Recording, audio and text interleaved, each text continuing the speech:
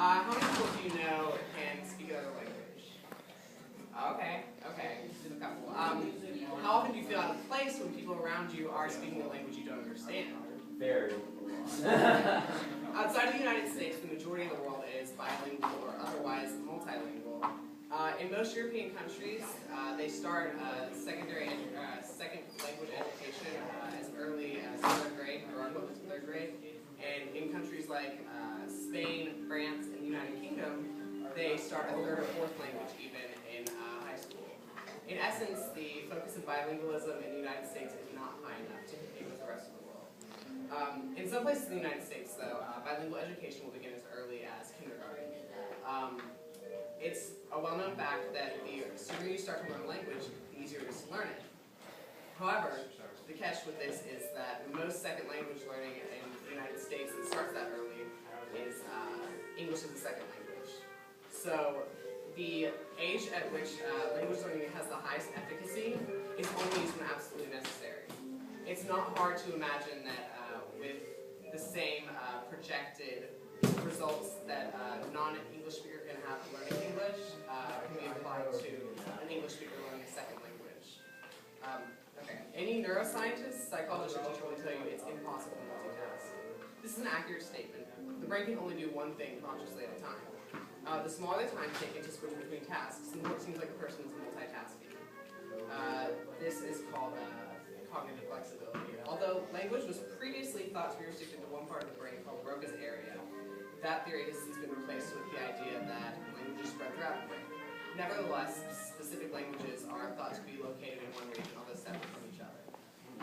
Switching between languages is called code switching, which is a special kind of cognitive flexibility. So up here I have like a basic idea of vocalization of language, where you start with a concept, the interpretation of that concept, which is usually a word, and then vocalization. So for conceptualization, I'm using the word pencil in English as my concept. You have a point, eraser, number 2, writing, all ideas that come to mind that are part of the concept of a pencil, but it's not the same as a word. So in Spanish you have a lápiz, in English you have a pencil, and in French you have a crayon. And then you vocalize those, obviously, when you say it. So code switching is the time it takes to go between Spanish and English and French, or any of the 3, or any other languages. So the idea that you don't have to go all the way back to the concept is where cognitive flexibility is improved using foreign language learning. It's just like herbal supplements or doing the daily crossword puzzle. Learning another language helps you work out your brain and can ward off neurodegenerative diseases like Alzheimer's and dementia. A 2006 educational study by Thomas Scott brought results that contradict one of the most widely thought ideas about language, which is that some people just can't learn a foreign language. The model for language learning in the U.S. is the first year you learn vocabulary, the second, grammar, third, culture. If you go to a 4th or 5th, that includes language comprehension and literature.